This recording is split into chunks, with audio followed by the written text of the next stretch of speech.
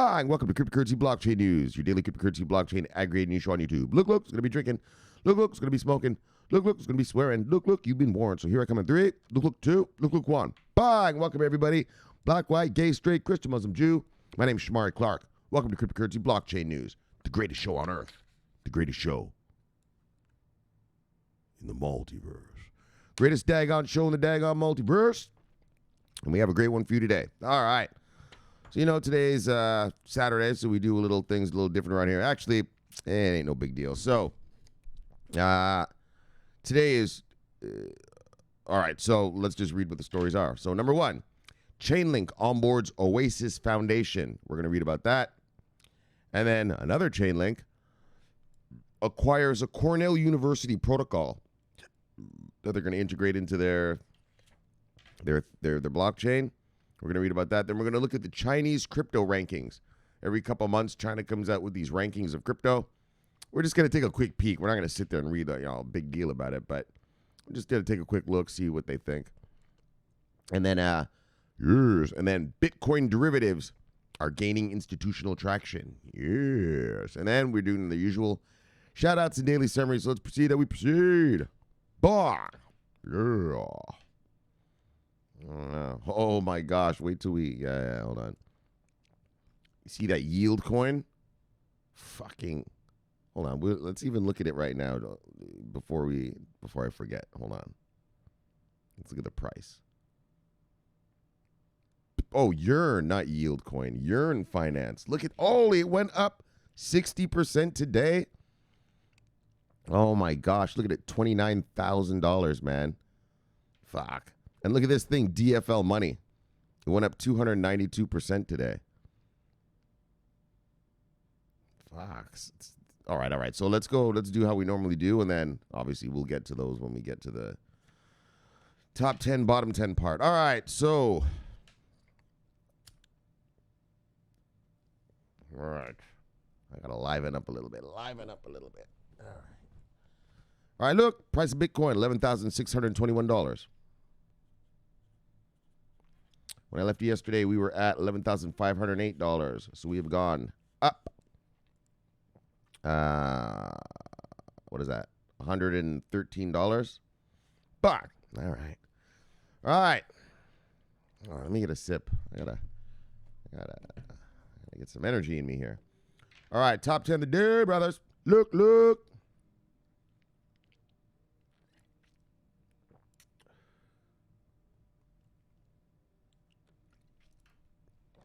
Usual suspects.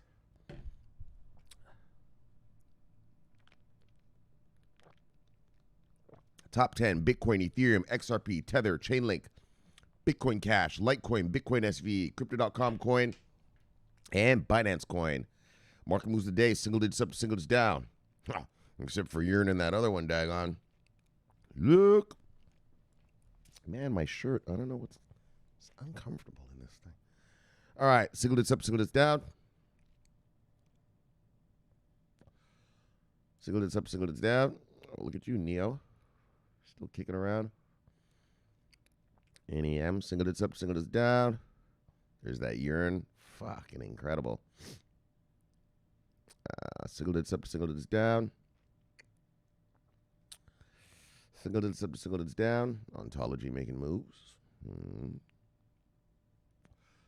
Single digits up, single digits down. Theta, almost double digits. All right, single digits up, single digits down. All right. Let's see who lost money today. See anything on here you like, go get it because it is on sale. Oops. Bah. All right, there we go. All right, top 10 losers of the day. Decentraland, UMA, Bancor, Storage, Reserve Rights, Numeraire, Siacoin, Cello, Terra, and Aragon. Let's see who made money today. All right, let's look at these crazy fucking things here. Oh, my gosh. Look at these daggone gains. Whoa. Daggone. All right. Oh, I see. This top one, DFL Money. Yeah. It has a tiny little circulating supply, like Yearn does. You see the circulating supply? Only 37,000 of them. All right. Top 10 gainers. Fuck, that is such a minuscule circulating supply. Like, daggone, right? All right. Top 10 gainers. DFL Money, Ampleforth, Yearn Finance, Teller, BZX Protocol, NEM, Neo, Balancer, Status, and Loopring. Let's see what the total market cap is. Brothers and sisters. What was that? 387.9.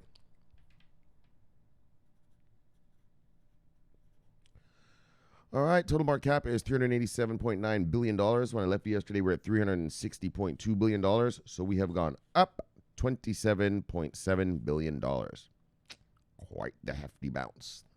All right, 24-hour volume. All right, $88.3 billion. And when I left yesterday, we were at $81.8 billion. So we've gone up $6.5 billion. All right. Nice. All right. Great. Just great. All right, let's get her done. Let's proceed. All right. Boom. Oasis Network plus Chainlink equals integrating secure and reliable oracles for access to off-chain data resources. So normally, this is from Medium. This is a Medium post. So normally I don't read Medium posts because, they come from the company. I want to read from a third party. You know what I mean?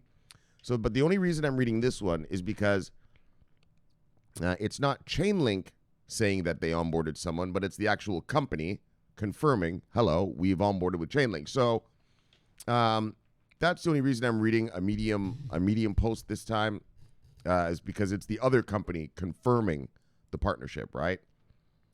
You know what I'm saying? All right. So let's proceed. Well, let me have a sip and then we'll proceed. So, yeah.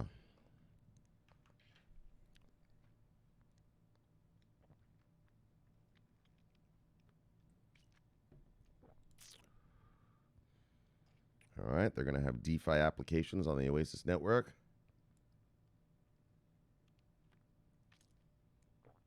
All right, 1 second.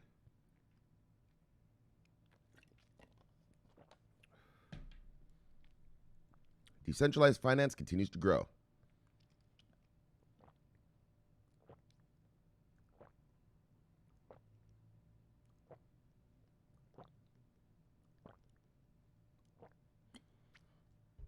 And increasingly, solutions are needed that can scale, incorporate outside data, ensure privacy, and promote financial sovereignty. To that end, the Oasis Foundation is proud to announce its integration of Chainlink's market-leading decentralized Oracle network to secure off-chain data resources. This reinforces the integrity and security of DApps built on the Oasis network by extending it to external data, which will help grow the DeFi ecosystem and benefit decentralized exchanges, lending, trading, payments, scoring, and collateralization. So we're not going to read this whole thing, but it's preferred for historical because blah, blah, blah, because it's so great. The Oasis Network's privacy-preserving components will be able to leverage Chainlink to collect and aggregate data from multiple sources and use it as a validated data input for a privacy-preserving computation on the Oasis Network. With these new capabilities and more, the Oasis Network's privacy-preserving components will be able to leverage Chainlink to collect and aggregate data from multiple sources and use it as a validated data input. You just read that. Okay. For privacy-preserving computation on the network. All right. And so here we go. So the Oasis Network aims to, this is what they're going to do. What they hope to do. They aim to enable an entirely new class of DeFi applications that leverage the Oasis Network's ability to keep data on the blockchain private. So, for example, traditional lending DeFi apps today can't offer under collateralized loans because they have no way of verifying an individual's creditworthiness. With the Oasis Network, personal data such as bank statements or social security numbers can be brought onto the blockchain and remain fully encrypted, allowing DeFi lending apps to broadly expand their addressable market by offering under-collateralized loans. These types of lending apps are just one example of the many innovations that Oasis Network hopes to bring to DeFi and blockchain technology. All right. So it's going to be tamper-proof, blah, blah, blah. All right. So, you know, the usual Chainlink stuff. They're going to use their off-chain data, Chainlink's price reference data, that most widely used price feed in all of DeFi. Okay, let's read this actually. The Oasis network will initially leverage Chainlink's price reference data, the most widely used price feeds in all of DeFi, to provide valuations to supported tokens used in Oasis's DeFi applications. And then blah, blah, blah, you know, they're secured and all this and all this. All right.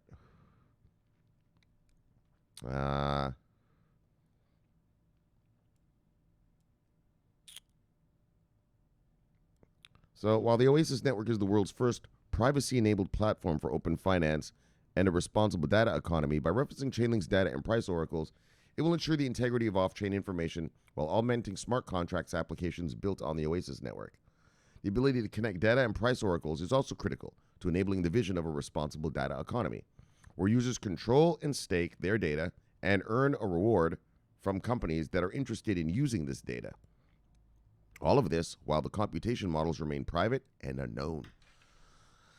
All right, here's his last sentence. So by combining Chainlink's highly available and tamper-proof decentralized Oracle networks with the Oasis network unique privacy features, Oasis can unlock an entirely new generation of open finance and DeFi applications for mainstream audiences. Yes, look. All right, Oracle. Bang, there you go. Another onboarding. Chainlink to the rescue. That's how it goes, brothers. That's how it goes. Chainlink to the rescue. It's Chainlink to the rescue. That's how it goes. So, there's another one. All right. Holy. There's another onboarding. Remember the guy we read, we wrote, those guys are trying to do the short sell on Chainlink, right? And they were like, yeah, all the onboardings are fake, right? And so that's why actually Chainlink has one of these too, but I read it from Medium, right? But I wanted to read it from Medium just because it's the other company saying it. Yeah. I can't remember the name of those guys that are trying to short sell Chainlink. Eesh, those guys, what losers, man. All right, so second story. Chainlink, bang, acquires a privacy-preserving Oracle protocol from Cornell University. Oh, yeah. And one of the men who coined the term proof of work, so the guy who made up the term proof of work, is going to also join Chainlink as their chief scientist. So let's check it out. So this isn't an onboarding, it's an acquisition, right? You know, like in the stock world, you have M&A, mergers and acquisitions. So this is an acquisition. They bought something, right?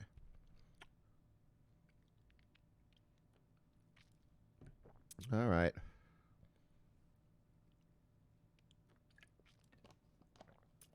Let's check it out.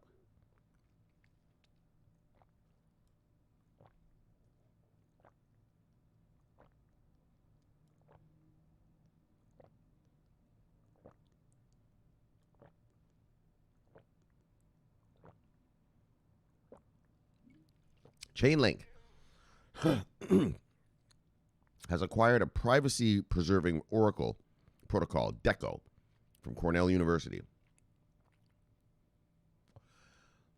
And one of its creators, Ari Jules, will be joining Chainlink as the chief scientist. Previously, Jules served as chief scientist at RSA and has been teaching at Cornell University since 2014, one of the premier blockchain hubs in the world. He's taking a sabbatical to focus on his work at Chainlink. Oh, my nails are all dirty. Along with his research partner, Marcus Jacobson, he coined the term proof of work, Deco employs advanced cryptography and zero-knowledge proofs to provide enhanced privacy to its users. In a Cointelegraph interview, Chainlink's co-founder, Sergey Nazarov, said the integration of Deco will not only increase security of the project's infrastructure, but will potentially create new use cases. Deco-enabled Chainlink oracles will have big implications for smart contracts across enterprise, consumer, and even DeFi applications. Basically, any smart contract that was previously limited by private data will soon be able to function on a public blockchain like Ethereum without revealing any confidential information to the blockchain. So, I'm reading you this story, but actually I read a huge thing about this and this Deco thing. And so what it's going to be able to do is they're going to be able to actually get your so if you want a loan, it'll be able to get your credit score, your banking information and everything, but not show them who you are. This is the privacy part. Hold on. Let me try to explain it. Right, like they're not gonna know your personal data. Like, it's not gonna have your name attached, but they're gonna know it's you somehow. Shit.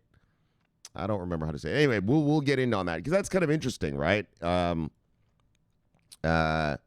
your personal information is not on the blockchain. It's not being stored anywhere, right? But these smart contracts can call up your data from like your bank and stuff like this.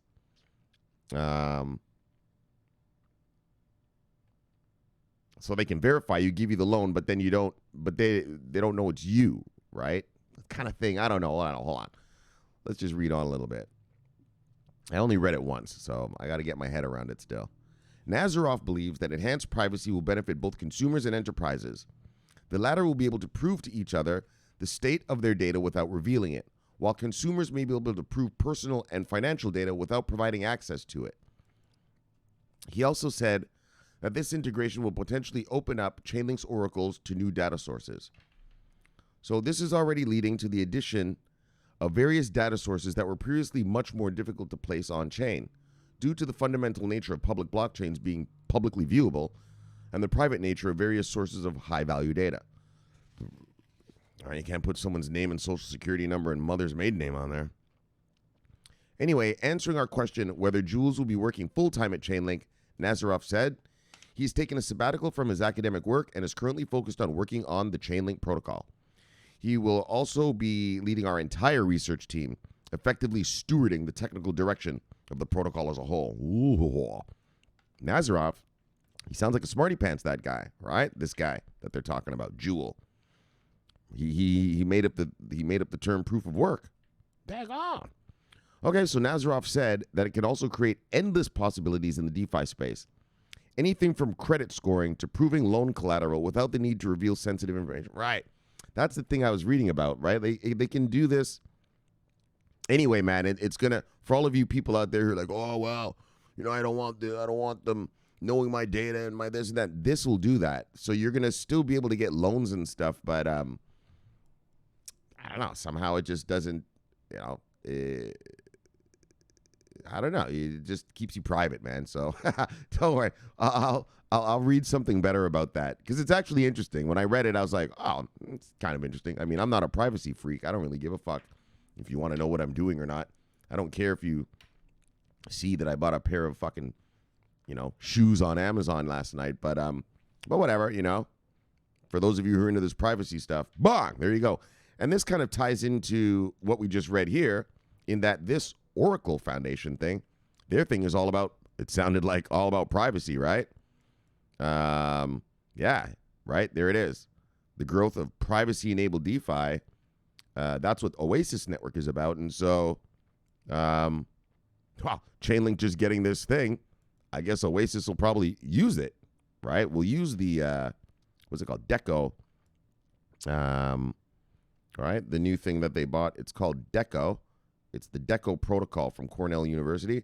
And so, yeah, there you go. So, for all of you privacy folk who think people actually give a fuck what you're doing, Well, they give a fuck what you're buying, but they really don't give a fuck about you. So anyway, though, but all you privacy folk and all you Chainlink hodlers, bang, bang, bang, bang, bang, bang. All right, let's move on. Boom. What do we got here? Oh, Bitcoin slips in latest crypto ranking by Chainlink. All right, so, okay, so every time I read this, you guys always ask me the same question. So let me just stipulate right here from the beginning. You always ask me the same question. Shomari, why isn't VeChain on this list? Brothers, I do not know, okay? I always have to answer the same thing every time I read this story.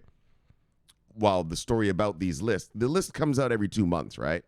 I don't read them every time they come out, but I don't know. I was bored today, so I figured, fuck it, let's read it. And, all right, so I don't know why it's not on there. I have no fucking clue. And also, Chainlink isn't on here. And we know that Chainlink is being used in the Chinese government's big blockchain endeavor there, right? That whole big, right? The public blockchain they're building. Right? So, I don't know, brothers. All right, so let's just read on a little bit. Well, actually, hold on a second. Let me just get a quick sip. Yeah. I'm wondering if I think maybe I don't know. I'm just going to say this. This is maybe my thought. This is just what I'm thinking it's possible, is that they only chose 39 blockchains to rank, and they just keep ranking those same 39 every month, right? Who's the best out of these 39, right? But they're not really looking at other stuff out here, right? Do you get what I'm saying?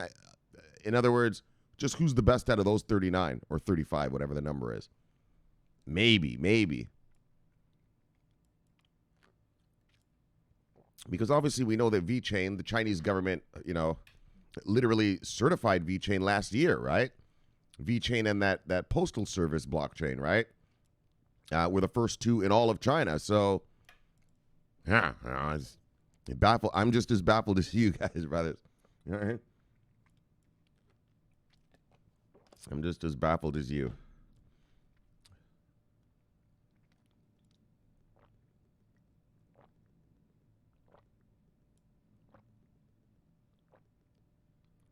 All right. So China's Center for Information and Industry Development has revised its ranking of 37 crypto projects. Bitcoin has fallen from the previous ranking. As the Chinese government focuses on launching its central bank digital currency, speaking of which, a Chinese bank actually came out with the wallet for that thing the other day. Yeah, and then they shut it down. I should have... Oh, there it is. Hold on, watch this. You guys want to do an extra story? Okay, you see over above my head? Can you guys see this? Let me look at this. Fuck it. Since we're here talking about China, let's just see. Let me see if you can see that. So you see above my head? You see how it says major Chinese bank? Yeah. They actually... All right, we're going to read that one too, okay? It's just for the fuck of it. Fuck it. It's Saturday. You know what I mean? We just get loose around here. We just get loose. You know what I mean? Just having a good old time, just getting loose. Just having some fuel and getting loose. All right, so we're going to... Hold on, so let me call up that story then. All right, so, here's this.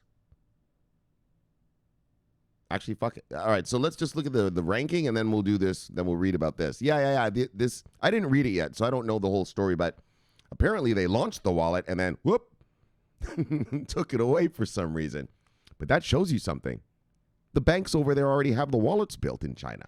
Yes, you see that? You see that?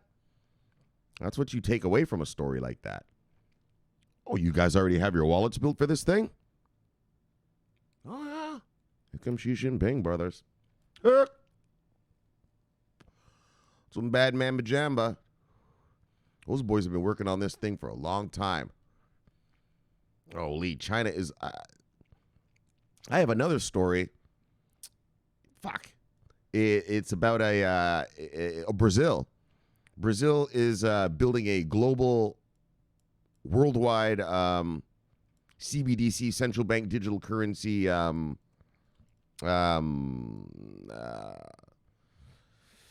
do you call this? Sort of committee and stuff. To study CBDCs, what's the effect on the economy, the effect for safety, all this shit. And it says, yeah, because they're terrified of China.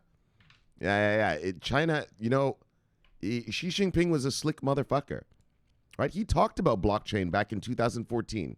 That's when I first heard of blockchain, right? Like 2011, I first heard of cryptocurrency, but I didn't really understand what it was. I just knew it was some sort of digital money.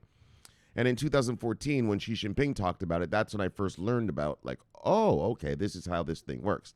These blocks, and they go in a line, and immutable and all this, decentralized. And so he's been talking about it since then. Yeah, but no one listened, right? He talked about it, and I guess the whole world just fell asleep, just thought, all right, well, that's just some little bullshit. Bunch of little tech nerds, all right, well, Xi Jinping can have fun with them. Yeah. Now he's implementing it across the whole fucking country. Look. Now people are serious. Yeah, well, you're way too late.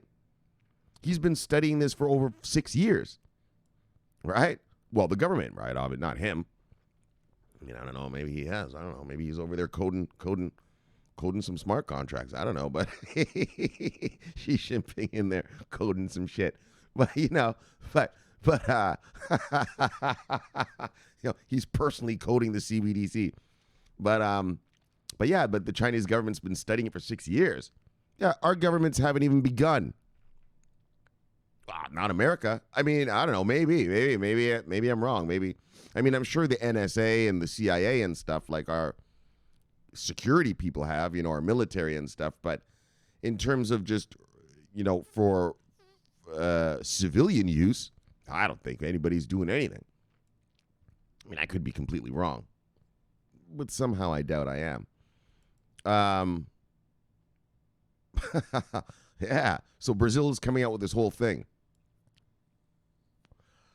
Yeah, but it's too late, man. You guys are way too late. China's got years on motherfuckers now. Years. All right, so that was just my own personal yap. All right, so let's check out the list, and then we're gonna go. I'll show you this bank already did that. All right, so watch this. Blah blah blah blah blah. The usual. The list comes out every 2 months. All right, let's move down a little bit here. So the center released its 19th ranking update on Wednesday. The ranking and evaluation work is carried out every 2 months. A total of 37 projects were evaluated and ranked overall. See what I'm saying? So they only evaluate 37 of them. So I think it's just the reason, Shomari, why is a VeChain there? I just think VeChain is just not part of the 37. Right? Chainlink's not on here. Yeah, Chainlink is being used to give the data to the big China blockchain thing, right? So I think they just keep ranking these same ones. All right, is what I think. So a total of 37 crypto projects were evaluated. Right? So it's not like they're evaluating fucking all 5,000 crypto projects out here. They're just evaluating 37 and ranked overall, as well as in 3 separate categories: basic technology, applicability, and creativity. So anyway, let's just read a little bit more. There have been some changes in the top position of the overall ranking, with EOS remains the center's favorite. Tron dropped from the 2nd spot to the 4th spot. Tron has been occupying the 2nd spot for the past 3 updates. The current ranking places Ethereum 2nd, followed by IOST, and then Tron. Bitcoin dropped 2 places from the 12th position to the 14th, while Bitcoin Cash rose from the 34th to the 30th. All right, so that's enough. So here's the list right here. Can we open this?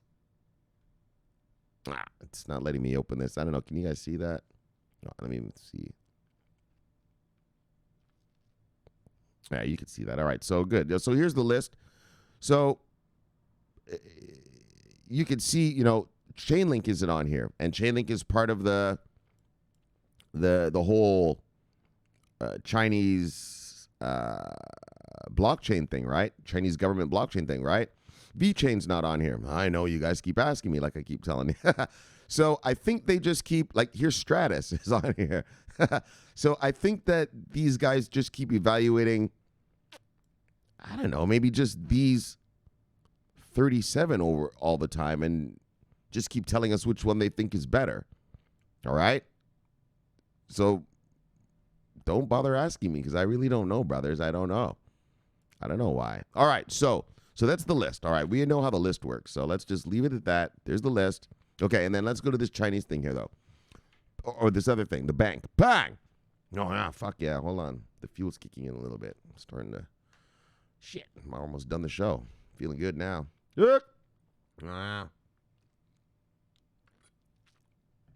Major Chinese bank, too. Launches the central bank digitally currency wallet briefly. So they launched it, and then, boop, they took it away. I didn't read this story yet, to tell you the truth. But I saw something about it earlier, so let's check it out. But what I like about this is that, yeah, they already have a wallet built for it.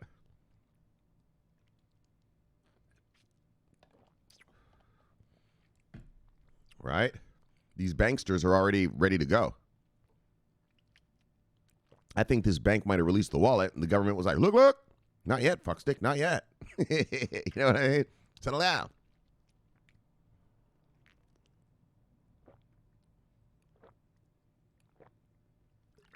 All right, let's check it out. Not yet. Oh, yeah. You know, those Xi Jinping and those boys, they're up to no good over there. Up to some shenanigans. All right, let's check it out. So, one of China's biggest banks recently opened up registration for wallets using the country's central bank-backed digital currency. There are 4 levels of the wallet, according to reports. However, the bank took the offer down a few hours later. Okay. So there's 4 levels of the wallet? Okay. Check this out. China's digital currency wallet launch. Oh, is there a picture of it? Oh, there's pictures? Oh, hold on. Yeah, I didn't even look at this article yet. Well, actually, I didn't look at it at all. I don't even have it on I just took it off the internet right now while I was talking to you. Okay, so look. So China's digital wallet launch. China's construction bank. Oh, really? That's a mega bank. One of the country's largest state-owned banks reportedly launched a digital renminbi wallet. Renminbi, that's the real name of Chinese money. It's not yuan. It's the renminbi. So they launched a digital renminbi wallet in its official app Saturday. Sina reported, citing a 21st Century Business Herald reporter. Users in the areas where the digital yuan is being tested, such as those in Shenzhen, reportedly could register for the wallet. The bank's user agreement explains that the services provided by the digital renminbi wallet include payment, redemption, transfer, and credit card recharge, the publication detailed, adding that there are 4 levels of the digital renminbi wallet with varying balance and payment limits. Okay, so you're gonna, there's 4 levels of it. Okay, and so you got to meet some criteria with balance and payment limits. Okay, so here's the, I guess that's the interface right here. Can I blow this up? Fuck, no. I guess it doesn't really matter, not that I read Chinese or anything. All right, so this is it. What is that, General Mao right there? Oh, hey, they're still pushing that shit? Oh, here it says right here, down at the bottom. Screenshots of the CCB's digital renminbi wallet, courtesy of the 21st Century Business Herald. This wallet management screen shows the wallet ID, current balance, a ballot limit of 500 yuan, $72,000, a single payment limit of 50,000 yuan, a daily cumulative payment limit of 100,000 yuan, and an annual cumulative payment limit of 500,000 yuan. Oh, so they really... Okay, so they control it. They're limiting them. So this wallet, this whatever grade of wallet this is, right? These guys are only allowed to have a maximum of 72 grand in it, and they're only allowed to move 72 grand, right, in a year. Huh, why are they limiting the people to do that?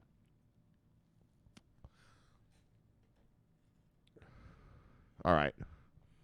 So there it is. There's the interface. All right, so according to the publication, the second digital renminbi wallet level has an annual cumulative payment limit of 30,000 yuan.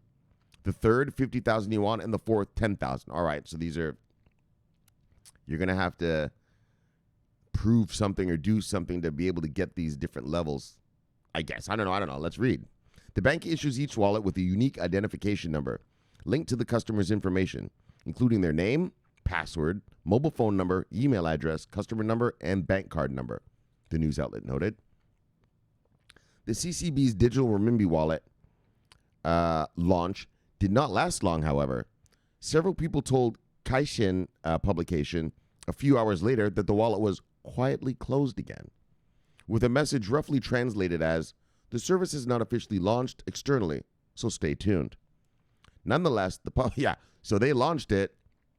I know what they did. These fuckers launched that shit because they want to be the first, right? They want to be the first on it. So they were like, look, let's get her done. Yeah, and then the Chinese government, Xi Jinping, called up and said, look, not yet, fuckstick. Not quite yet. Shut that shit down, and they had to shut it down. That's all, I think. Right? They just wanted to be first, right? Obviously, right? You want to get, obviously that advantage, right? So the message said it's not officially launched. Nonetheless, the publication reported that many WeChat users were able to sign up for the wallet during the few hours it was available. Right? They already... And they posted screenshots of wallet activation and recharge pages. I want to see some of these pictures. Where are the pictures? They're not showing us any. Oh, maybe this is one right here. I don't know. Well, the one we looked at. I don't know. All right, look. Right. So they launched it. People logged in and signed up for it too quickly before they could take it down. So this industrial and commercial bank of China is huge. Yeah, it's mega, man. It's called an SOE, state-owned enterprise. Right?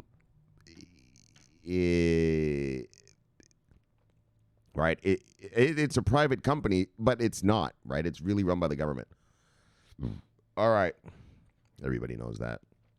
The Chinese government previously explained that the country's 4 major state-run banks had started large-scale internal testing of the digital renminbi wallet. Besides China Construction Bank, Bank of China, Industrial and Commercial Bank of China, and Agricultural Bank of China are piloting the digital renminbi with the central bank in major cities. Oh, like I told you, right, it's a SOE, state-owned enterprise. Trials are set to begin in even more cities, including Beijing, Hong Kong, and Macau. Oh, the big money centers. The digital yuan will also be tested at the 2022 Winter Olympics Games in Beijing.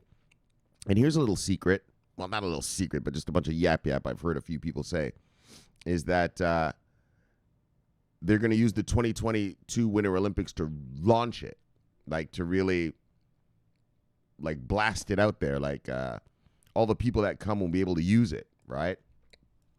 At the Olympics, right? To buy stuff, popcorn and whatever you buy at Olympics, right? Souvenirs and stuff, right?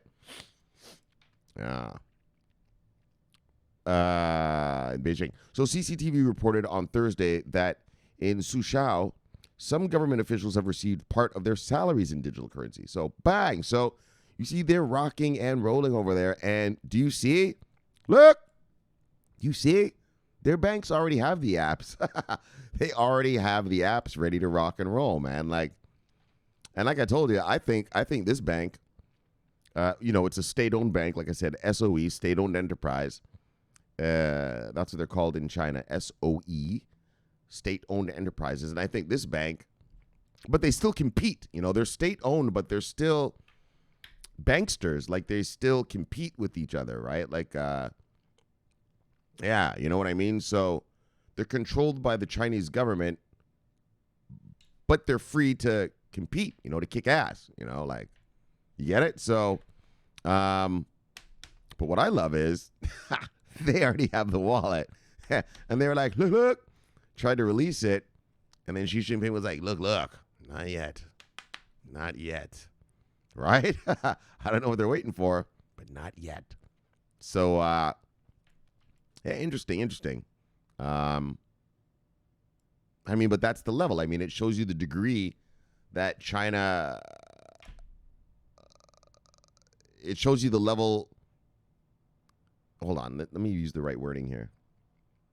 It shows you how far this has progressed already. You know what I mean? Like, Xi Jinping was like, hey, we love blockchain. He said that last year, and bang, well, they've already got their digital wallet. So it just shows you how far they've progressed. That, I mean, they're pretty much just one stone's throw away from just releasing it, right? They already have the wallet. It's all right here, right? And so their citizens, I mean, they're still going to do the testing like they said in Hong Kong and in Macau and stuff. So they want to roll it out slow and test it and everything. But but they've already got the back end stuff. You see what I'm saying? That's what I'm trying to say too, right? It's not like, hey, we're just building a CBDC and then we'll build out the rest. No, it's already built out. The back end is already built. You already got the wallet, right? So the banking infrastructure is already, they've been developing it, obviously. You just don't do that kind of shit overnight. So they've been developing and preparing their banks to accept, receive, and manage this stuff, right? To be used for this stuff to bank, for the digital currency to be used, right? Yeah, they're way far ahead, right? An American CBDC, I'm not even sure if we're even discussing that really that much, right? Oh, we did watch the hearing. Actually, that's not true. We did watch the hearing. We're discussing it. Yeah, but China's gone beyond discussion. They're implementing, right? They're launching. And so anyway, that's good. I'm glad I saw that, and so I could show you guys that. Yeah. Good. All right. Let's move on. I'm telling you, those Chinese, baby, they're rocking and rolling. And just one more last thing, though. Is the beauty of, I think I might have said this to you, but just in case I didn't, let me say this again. When Mark Zuckerberg said, I'm coming out with my Zuck buck, my Libra, the Libra thing, but that opened up the minds of the politicians around the world. Oh my gosh.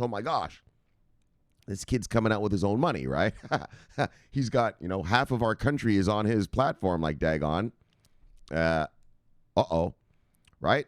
And so that focused people on at least the currency part. And then when Xi Jinping came out and said, look, we're blockchaining up the whole country. Well, that put all the politicians on notice again. In that, oh my gosh, we're being left behind. Why would China do this unless it's amazing? I mean, let's get real. Right? So now we're all left behind. I mean, the countries, are scrambling to catch up. And this guy's been at it for years.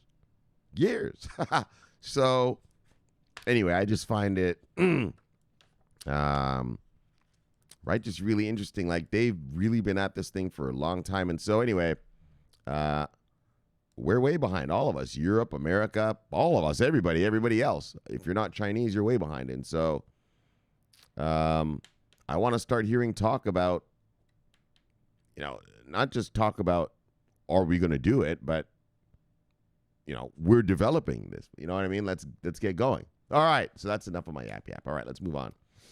Bang! Then Bitcoin derivatives, gaining record traction from institutional investors. So I taught you what are derivatives last night. It's an investment vehicle that derives its value from an underlying asset. And so Bitcoin derivatives obviously derive their value from the price of Bitcoin, and they're gaining record traction from institutional. Bang! That's what we want. That's what we need. From who? Bang! Institutional investors. All right.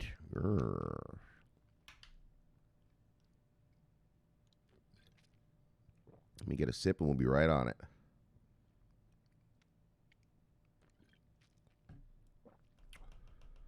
That's what we need. We need that institutional money.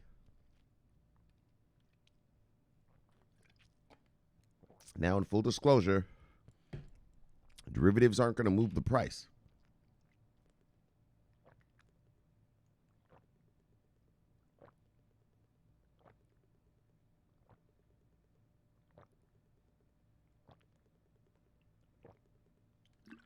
Right? Because the derivative doesn't actually take the asset off the market, because you're not actually buying the asset. You're just making money off the price movement of that asset. So derivatives aren't going to help us with price. But what they help out with is daggone liquidity. We need some daggone liquidity up in this. Look. So, we'll take the liquidity. Let's proceed. Oh, yeah. And let's read even down here. New participants are entering the market and activity is picking up on CME Bitcoin futures and options, while back futures are seeing an uptrend in volume. No one is interested in their options contract. That's sad. That back thing, I know. It hyped me. I was hyped about it. I thought backed was going to be such a catalyst, bringing in all this new money. What a fucking failure that turned out to be. No wonder that chick, the CEO, Kelly Loeffler, that's why she went to the Senate. She's like, oh, this piece of shit. I'm just going to become a senator instead. All right, so nothing much has changed in the Bitcoin market. Yes, we go up towards 12 grand. Yes, we then go down to 11 grand, 11,000. But it's nothing new. August has been all about Bitcoin price surging and falling, but remaining in the range. Exactly, just ranging. The real volume in the spot market, meanwhile, has increased to above 2 billion, but it is still not strong. Also, the volume has been on a constant decline. Exactly. Right? The declines, the volumes, right? That I always tell you, I love to see that volume at least over 100 billion. Is it 100 billion? Well, hold on. What do I like? Yeah, 100 billion, at least, daggone, daggone. All right, so also the volume has been on a constant decline since last July when the price went from 9,000 to 12,000. Oh, the volume of Bitcoin. However, in the futures market, activity is picking up. But that's where the big money comes. Another day, another massive premium on Binance futures. Also, here's some sort of chart. These are the premiums? I don't know, whatever. So look, on CME, so CME is the Chicago Mercantile Exchange. So the CME here in America, they handle all of our, that's our commodity trading. They're the New York Stock Exchange of commodities in America. So pork bellies, oranges, oil, shit like that. On CME, the volume has been keeping above 500 million for the most part, and this week it made 2 attempts to reach 1 billion, as per data source Skew. Meanwhile, on the backed, as we reported this week, the platform hit a new record and stayed above 110 million in daily volume. However, open interest is not painting a good picture as on CME. It dropped to 600 million, down from the peak of 948 million in August 17th. Open positions on backed were at 27 million on August 3rd, but have now declined to 9.8 million. But the drop gained traction in the second half of the month. All right. Fuck backed. Backed is it's so unbelievable because those are the guys who run the New York Stock Exchange, and so just unbelievable how what a spectacular failure it was. I mean, I remember when backed was coming out, man. I used to be here like, guys, when this fund comes out, look, bang bang, institutional grade. Right? They run the New York Stock Exchange. It's the same company. The company that runs backed runs the New York Stock Exchange. And that's a shocker. That one to me is a real shocker. According to the latest post by the CME, I got that shit real wrong. According to the latest post by the CME, just as wrong as those fuckers who are trying to short Chainlink. Anyways, according to the latest post by the CME, the number of unique accounts on the platform that traded Bitcoin futures since launch now exceeds 5,400. New participants are also entering the market. That has the number of LOIH, large open interest holders. So large open interest. So these are guys, this is the big money. Okay. Large, big, large, whatever. Okay. Continuing to grow. For the week of August 18th, a record number of 94 holders was established. Large open interest holders. And check out what a large interest holder is.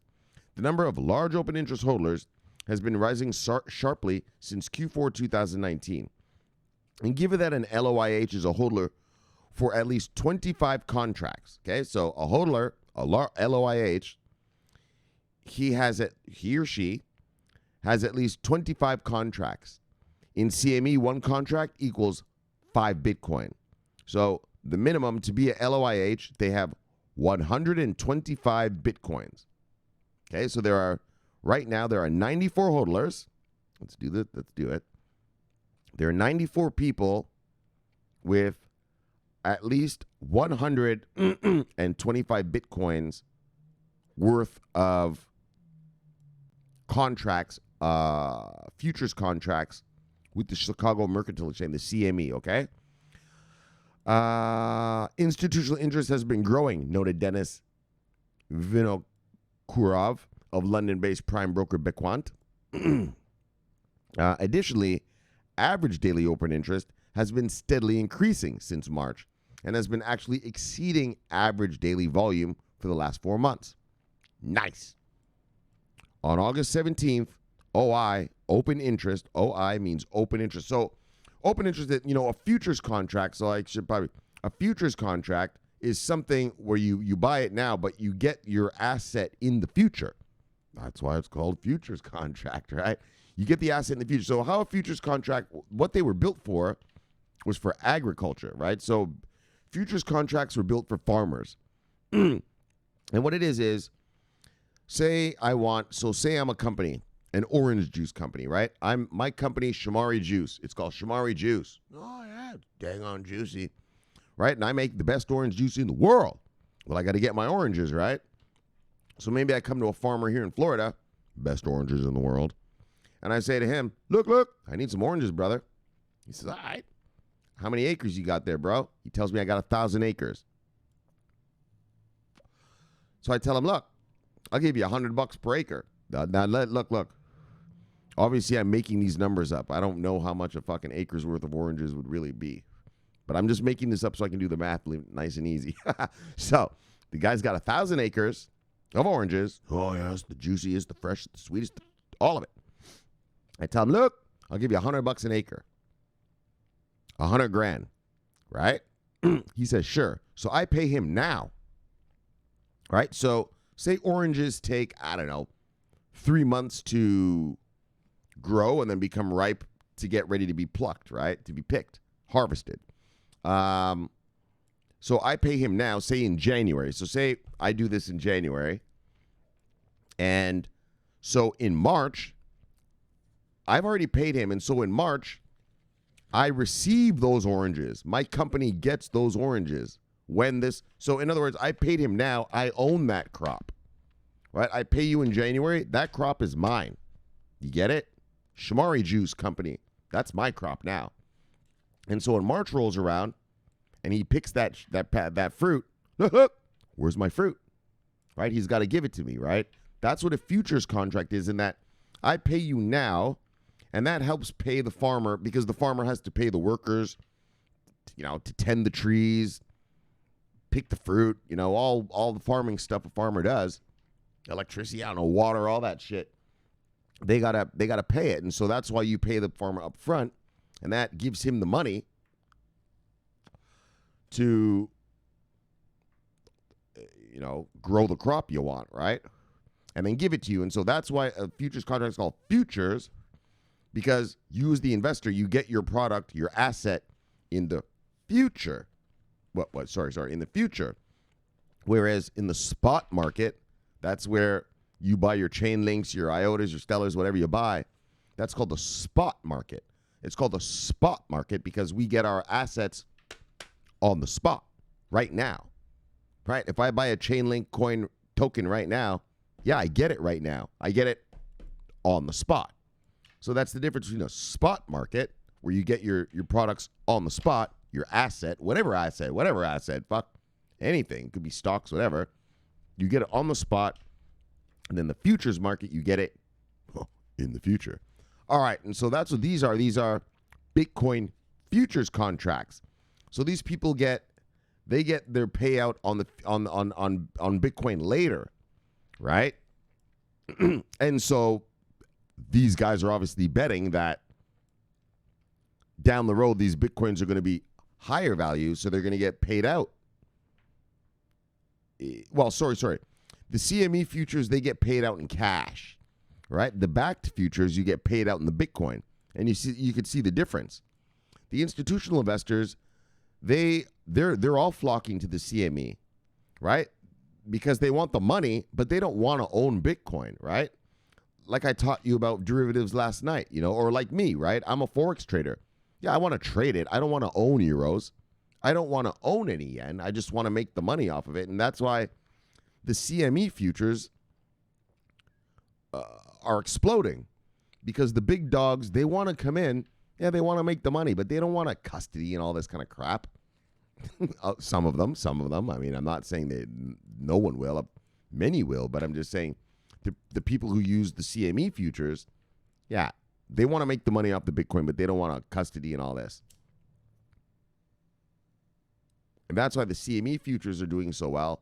And backed futures, failure. All right, so that was a little lesson there. All right, well, there you go. So now you know what a futures contract is.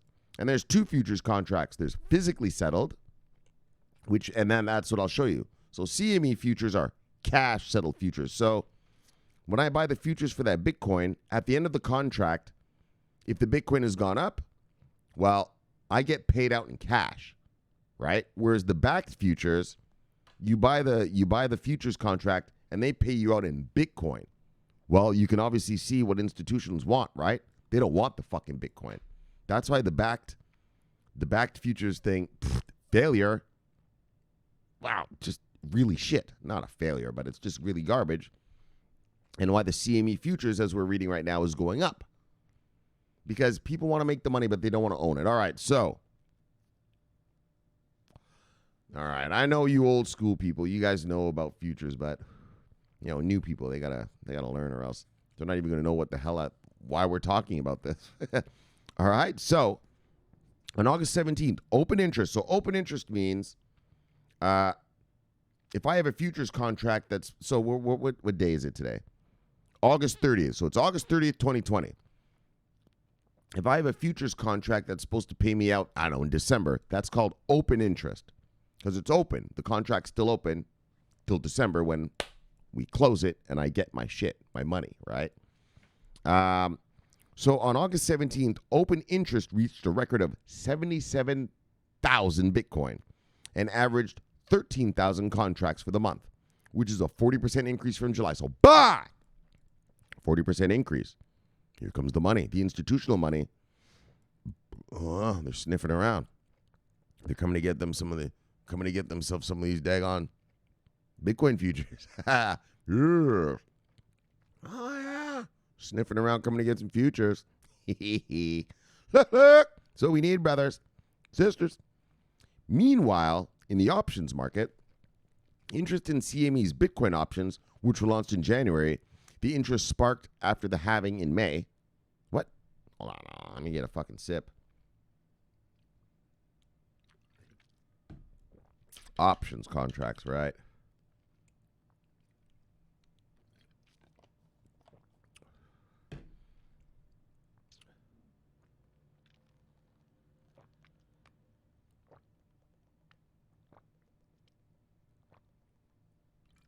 So an options contract is usually a leveraged product. And you can do so many things with an option contract. I mean, I can't explain it to you here. It would take videos to show you, but just Google options and you can see all the crazy shit they do. Like they do these things called strangles and butterflies and just all of these crazy things that options guys can do. Before I became a Forex trader, I was going to be an options trader. Yeah, I studied options, actually, getting to zero delta and all that kind of shit. Yeah, I studied all that. My gamma and all that. They got weird language in the options world, but, but then I chose Forex because make a lot more money, but easier, faster. Anyways, so meanwhile, in the options market, interest in CME's Bitcoin's options, which were launched in January, The interest sparked after the halving in May. I don't understand what that sentence even says. While pre-halving average daily volume was less than 30 contracts, it jumped about 9 times to 256 contracts post-halving. Yes. So, on July 28th, where are we going here? On July 28th, the daily options volume recorded was 60 million, which remained below 10 million for the most part of this month. As per skew. Sorry. Okay, so unlike CME, backed Bitcoin options, which were launched in the month prior, have been seeing no traction whatsoever. Zero. I know, that back thing, man. Fucking, I can't believe that. You know, like I said, you old people, you old school boys who've been here, you old warriors. You know, remember the days when I used to be like, wait till we get back, you motherfuckers. Look. I used to go crazy. It's run by the same guy, ICE. So the company that runs the New York Stock Exchange is called ICE. They're called Intercontinental Exchange, right? They run the New York Stock Exchange. And so they're the guys that run backed. I was like, oh, hey, daggone, man, daggone. You run the New York Stock Exchange, you got to know what you're doing. You're going to make some daggone bread around these parts. Yeesh. That's a spectacular failure.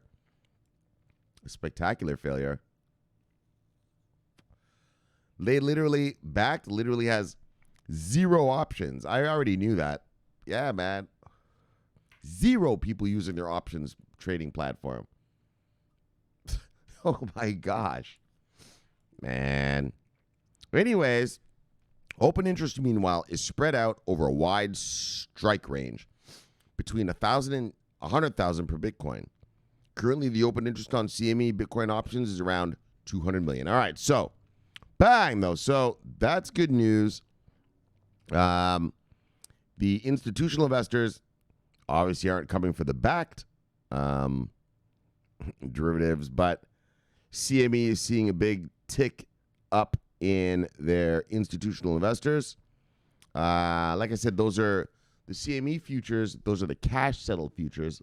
Like I've been telling you, people want to make money off the price of the underlying asset, but they don't want to own that shit, right?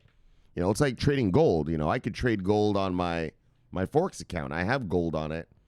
Yeah, I could trade it, but I don't want you to fucking send a brick of gold to my house, right? Right?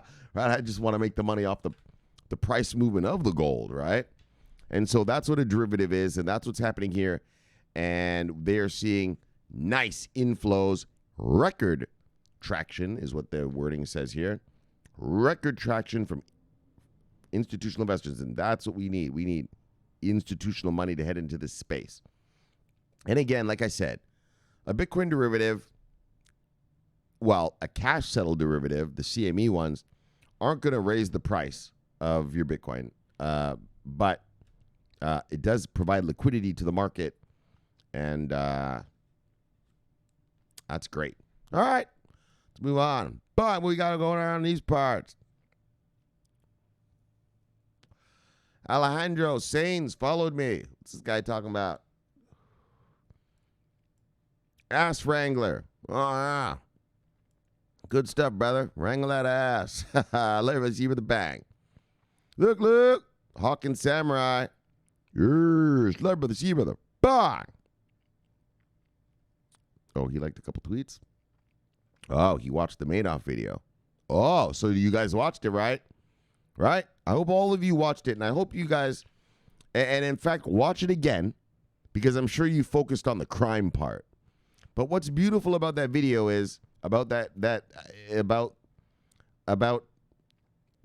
documentary is you see how the fund world works, right? Did you hear the one guy? He says, yes, in the fund world, you have superstars, right? You have this trader, that trader, like me. Like I told you, George Soros is my favorite investor in the world. He's the master, right? You have, and it's a privilege to have the master trade your money for you, right? That's how the fund world works, right?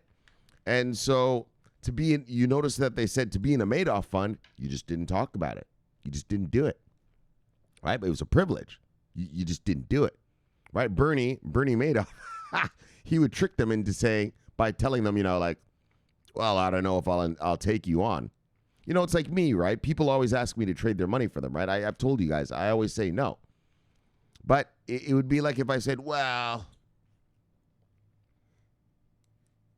maybe, you string them along, right? Because rich people, their money makes them money. But they don't know how to make the money themselves. They need someone to trade it for them, right?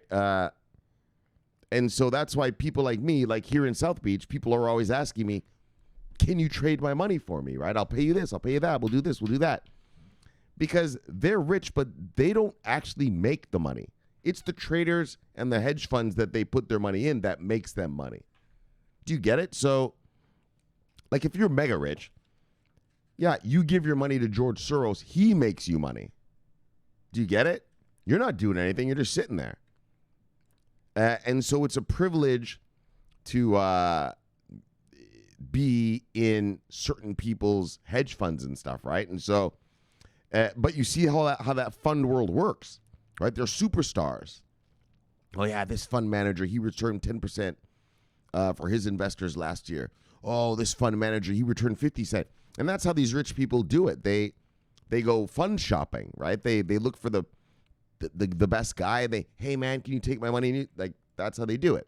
Their money makes the money, and so you got to find a guy who makes money make money to take your money to make it more money. You understand? Right? Like when all the time when I tell people I'm a Forex trader here, I just meet strangers. Oh, yeah, you taking people's money? Like that's the first question out of their mouth. Oh, yeah, you taking clients? Like, no, I just trade on my own. Oh, it's pretty funny. See this jewelry here that I'm wearing, like this chain here, and I got a couple. Yeah, the owner of this company, yeah, he's like, hey man, you wanna trade some money for me? That's how rich people are. They find guys like me, and they hire us to trade their money for them, and so, that's how the fund world works. And so I hope you guys watched that video, and don't worry about the crime. I mean, the crime part is pretty hilarious. How he got away with having an accounting firm at some shitty little strip mall. Oh my gosh. But that's how it went down. And so I hope you guys all watched it. I hope you guys all watched that and understand funds. That's what we need here. Like, that is when you'll see look, there's going to be a lot of banging and Van Breenening. That's the real market. Like I showed you, your stock market. Yeah, that's the sexy shit. But all that is funds. When we start, why do I freak out about Fidelity? Funds, baby, funds. Right? Funds. That's what it's all about. And so that's what we need. Hold on, someone's at my door. I'll be right back. But, all right, I'm back. All right, so what were we saying, Aaron? What was I talking about? Anyway, whatever, man. Let's just continue on with the bangs then. Bitcoin Kong. Look. Wow. Love it. See, brother. Bang. Yeah, my buddy, he's from Greece. That's why I forgot what I was talking to you guys about. He's from Greece. And, Turkey and Greece have been having fights in the Eastern Mediterranean lately. And so, so I had to get in a big conversation about that. They intercepted some jet fighters today and all this. Oh, yeah, shit's heating up over there in the Eastern Mediterranean. Anyways, yeah, European Union's talking about sanctioning Turkey and all this stuff. All right. So, but round these parts, we know the look. You daggone right, Kong. That's how we do around these parts. We got Chainlink. Bye. We got the Chinese rankings. Bye. We got Bitcoin and the institutional investors coming. Look. Bye. Look. Bye. Got Chainlink. Bye. Got IOTA. Bye. Got VeChain. Bye. Got Stellar. Bye. Yeah. ICX. Bye. Look. That's how we do around these parts, Kong. You daggone right, brother. You daggone right. Bye. No, brother. See you, brother. Bye. All right. Daggone right. That's how we do it. Whoop that ass. Look. Sunny B. Love you, see you with a bang. Lorna, love you, girl. See you, girl. Bang. Every Dicko the Dicko family. Family cryptos together. Stays together. America. Bang. Edwin, brother. That's a brother over there.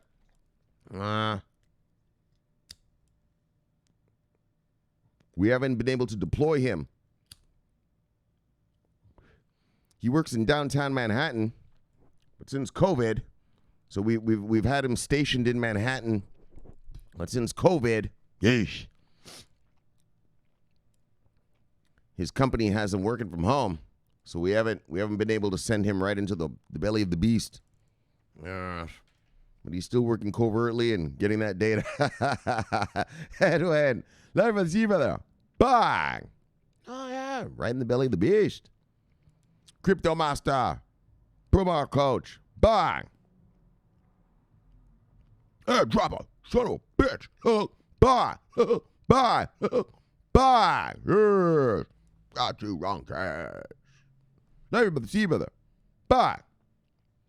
Bet him, let me but the sea brother, bang! Oh, Hurricane Master, it's been a minute, brother. Look, Hurricane Master. Labor the sea, brother. Bye. Deep Entertainment. Soul, brother. Labor the sea, brother. Bang. Rob. Labor the sea, brother. Bang. What we got.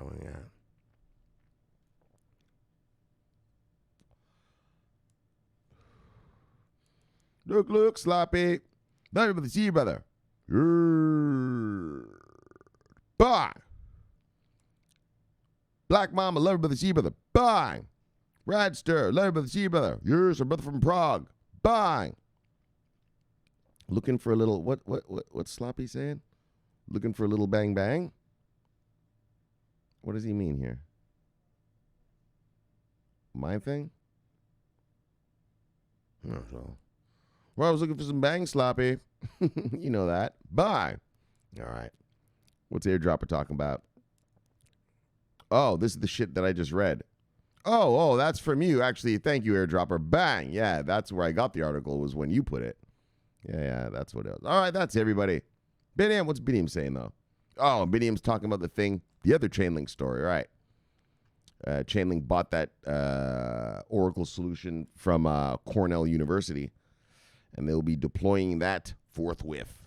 All right, just a couple more, and then let's get out of here. Just to the V, not love with the sea brother. Bang! Beautiful bralees. Yeah. Love you, lady, see you, lady. Bang! Miguel G. built the account to follow me. Bang! Love you, brother. All right, good enough.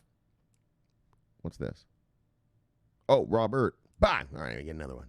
All right, let's get out of here. Bang! And let's get back to the Death Star. Yes. How's it going, everybody? All right. Look. So we had a great show for you today. Yeah, a little extra Chinese, little extra Chinese food sprinkled in right there, all right?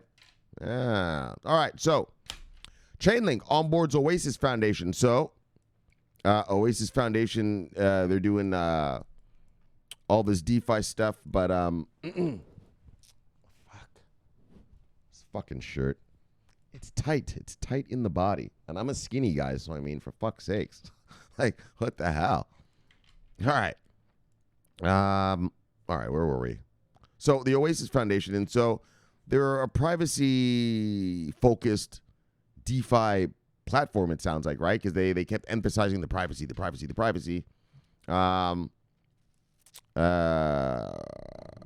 So they're using Chainlink, and which coincides with the next story, which Chainlink acquires the Cornell University protocol. What was it called? Deco, right? It was called Deco. Well, let me take a look. 1 second. Fuck was this thing called? The fuck? Hold on 1 second, guys. Yeah, Deco, DECO. So, all right, so let's just stick with the first thing first. So they onboard Oasis Foundation, another onboarding. Chainlink to the rescue. Chainlink to the rescue. It's Chainlink to the rescue. Oh, my son, You got a blockchain. Getting data, it's such a pain. You know what you gotta do? You call Chainlink. And it's Chainlink to the rescue. You get that off-chain data? Chainlink to the rescue. So Chainlink's going to rescue Oasis Foundation. All right, bang. And then now we'll do the acquiring thing. So Chainlink acquires this privacy protocol now. So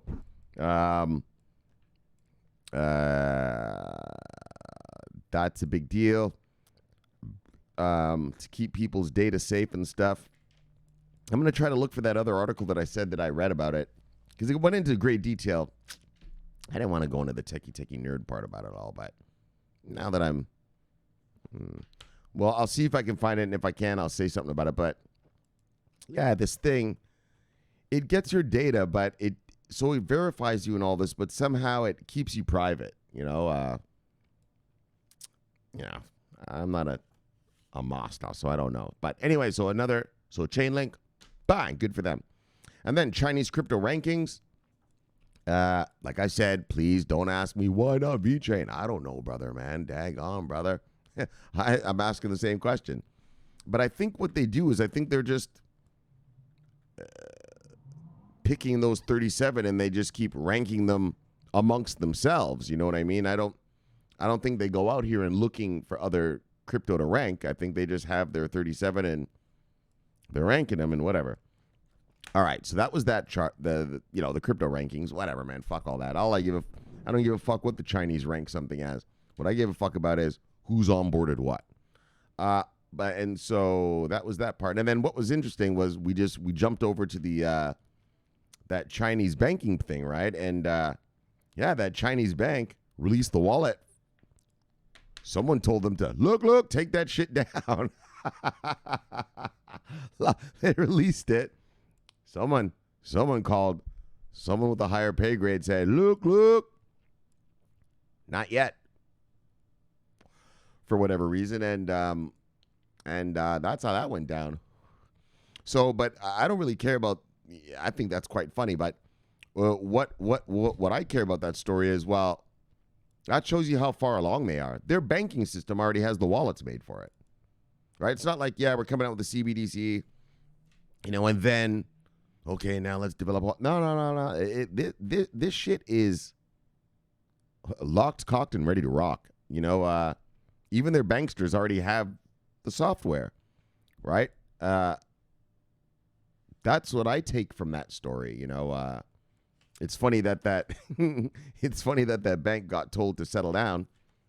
Take that off your website. We're not ready yet, but the point being is, you're that far along already, right? China's already that far along, right? Other countries, we're just discussing whether we want to do a CBDC. China's already got the wallets in their banks with their banksters, right? Whatever you think about that,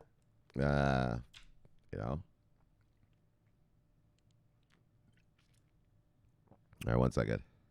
So, but anyway, their banksters are already ready. The OCC here said our banksters can crypto custody, which is amazing, which is mega.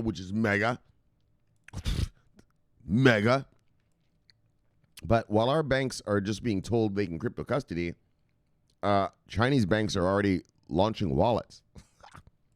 Yes. Got a lot of catching up to do, Europe, USA. Well, the rest of the world, all of us. Fucking China's eating our lunch.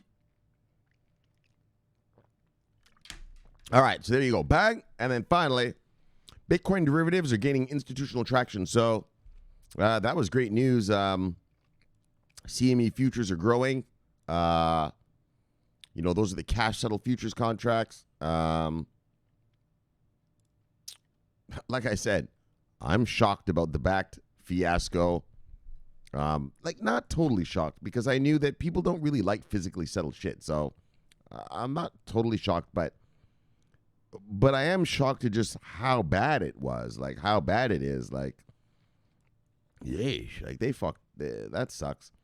They'll probably come out with a cash settled one though later, and boom, they'll fly. So, but what we care about for us, what we care about is here come the institutional money. Here comes the institutional money. All right, that's what I want to leave you with on a Saturday is that good news of here comes that daggone. Bah! Here comes the tsunami. Slow and steady. But the money's coming in. I mean, like I showed you the other day when I showed you one of the cards, right? I'll do it again right now. Fuck this. Hold on. Grab a card. Just a random card. This one is from what is that? November 22nd, 2019. And then we had a market cap of 207 billion. Yeah, well, today's market cap is 360 billion. So that's what is that? $153 billion uprise. Uprise, that's not the word. Rise in market cap. Growth in market cap since last November, right? And so, hold on a second. And so,